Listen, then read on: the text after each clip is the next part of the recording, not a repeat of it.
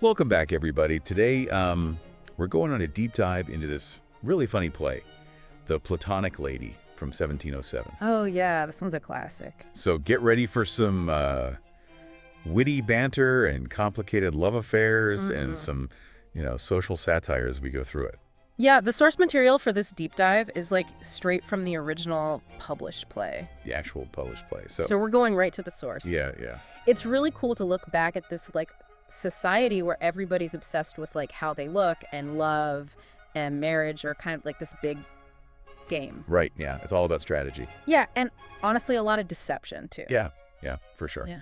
So, okay, imagine this London 1707 and this idea of platonic love. It's like the new trend, but Right. but is it actually real? Right. Is anyone actually doing it? That's the question. And then we have Lucinda. She's like our main character. She's really smart. Yeah. And she's all about this platonic love thing. But Yeah. it seems like even she's kind of wrestling with her own feelings. Yeah, exactly. That's what makes it so interesting, right? What people say they believe and what they actually do are two totally different things. Totally. And then we have Belleville, this like charming soldier who's kind of caught in all these different love affairs. Yeah, he's promised to get these estate papers from this like newly rich widow, Mrs. Dowdy. Oh, yeah, Mrs. Dowdy. But he also has these feelings for Lucinda. Right. And like, who put him up to this whole thing with the papers? It's Lucinda's uncle, Sir Thomas. Sir Thomas. Like he's pulling all the strings. Yeah. What's his deal? Is he trying to be nice and like set them up, or is he like a total schemer? Right.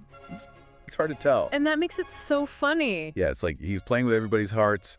And then just when you think you've got it all figured out, we have Isabella, Oh yeah, Isabella. this heiress who's in love with Belleville, but she's engaged to someone else, Sir Charles Ridgely. So Charles, he's supposed to be this like honorable guy, but even he's got his eyes on Lucinda. So it's like a classic love triangle. Totally.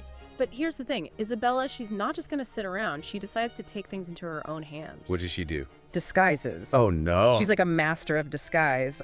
First, she's this like damsel in distress needing help. Then she's this country maid. It's brilliant. Wow, so it's this whole game of love and deception. Exactly. And the playwright isn't afraid to show like the hypocrisy of the whole time period. Oh, yeah, totally, especially with Mrs. Dowdy. Oh, yeah. She's trying so hard to become this, like, fancy London lady.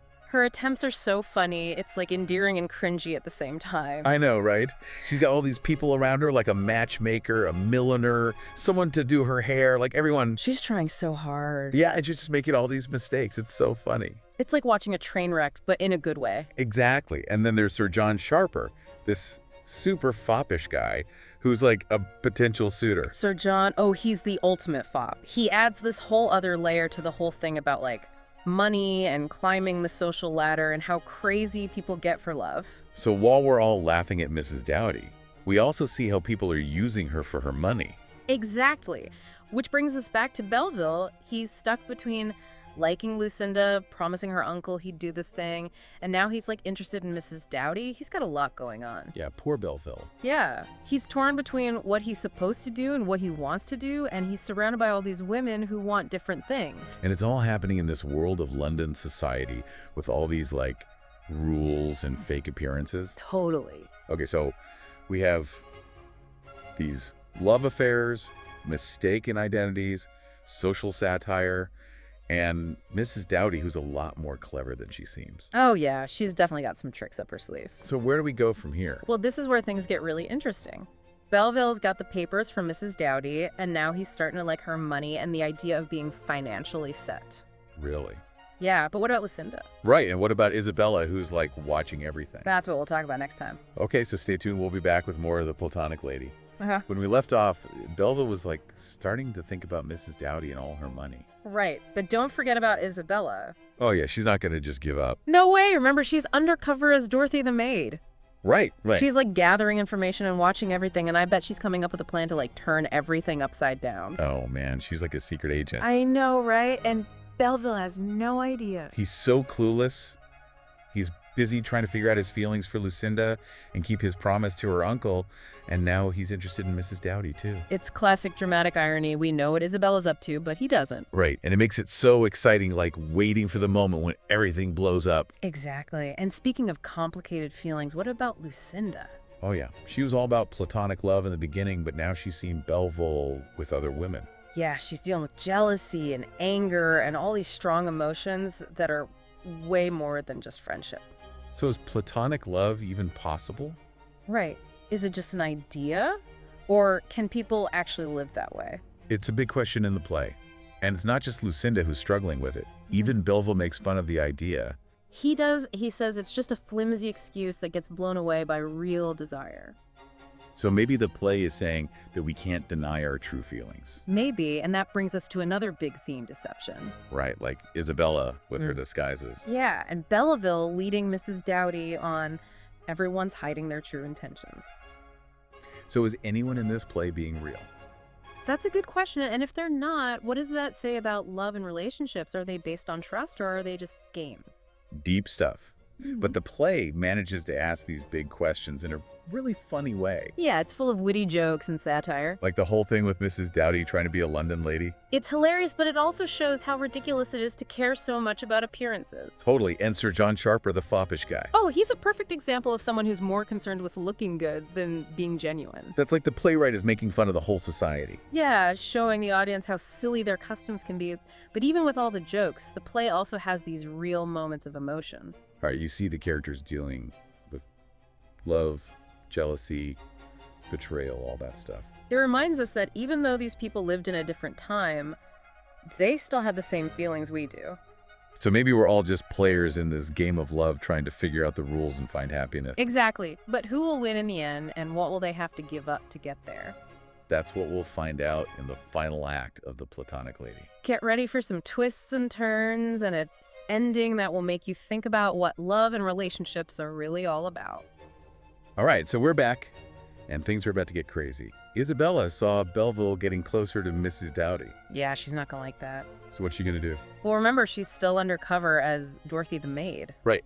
She's been watching everything, figuring things out, and I think she's gonna come up with a plan to, totally change the game. Oh, man, she's got to be, furious, though, seeing the guy she loves falling for someone else. Oh, for sure. But she's also smart and resourceful. She's not just gonna sit around and cry about it.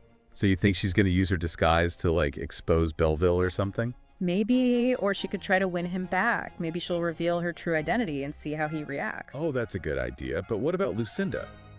Oh, yeah. Poor Lucinda.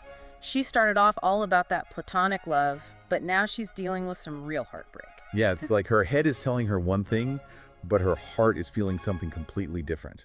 Exactly. It's that classic struggle between reason and emotion, and it makes you wonder, is platonic love even real, or is it just a way to hide from our true feelings? Yeah, maybe we can't escape those deeper desires no matter how hard we try. And it's not just Lucinda and Belleville who are struggling with this. The whole play is full of characters who are deceiving themselves and each other. Right, like Isabella with her disguises and Belleville leading Mrs. Dowdy on. Yeah, everyone's wearing a mask, both literally and figuratively. So it makes you question, can we ever really know anyone? And can true love exist in a world where everyone's pretending to be someone they're not? Those are some tough questions, but the playwright tackles them in such a clever and entertaining way. Yeah, the play is so funny with all the misunderstandings and mistaken identities and Mrs. Dowdy's crazy attempts to fit in. But it's also thought-provoking. It makes you think about the nature of love and relationships and the pressures of society. Totally. Like the way Mrs. Dowdy is obsessed with becoming a London lady. It shows how much importance people placed on appearances and status. And Sir John Sharper is another great example. He's so focused on being fashionable and witty that he forgets to be genuine. It's like the playwright is making fun of the whole social scene, showing how ridiculous and shallow it can be. Yeah, but even with all the satire, there's also a lot of heart in this play. Oh, definitely. You see the characters wrestling with real emotions like jealousy, betrayal, and the desire for connection. It reminds us that no matter what time period we're in, people are always searching for love and happiness. So as we wrap up our deep dive into The Platonic Lady, I want to leave you with this thought. Pay attention to the ending of the play. Does true love win out, or do the characters get caught up in their own ambitions and deceptions? That's a great question, and it's something for each of us to ponder as we reflect on this hilarious and insightful play. The Platonic Lady is a true gem of Restoration comedy, and we hope you enjoyed exploring it with us. We'll see you next time for another deep dive into the world of literature and history.